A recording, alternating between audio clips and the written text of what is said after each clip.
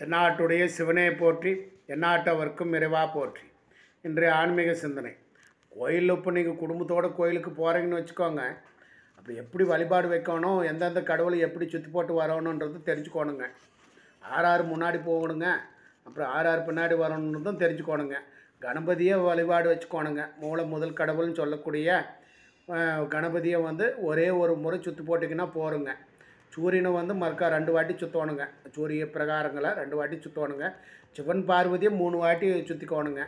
விஷ்ணுவையும் லட்சுமி அம்மாலையும் 4 முறை சுற்றணுங்க. அரச மரங்களை 7 முறை சுற்றிக்கோணுங்க.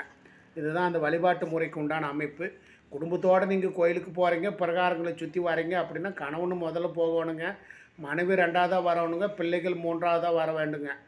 எக்காரணத்தை கொண்டும் கணவனை முந்தி கொண்டு மனைவி பிரகாரங்கள் வரக்கூடாதுங்க. கணவனுக்கு பின்னாடி தாங்க வரணும் எப்பயுமே மனைவி.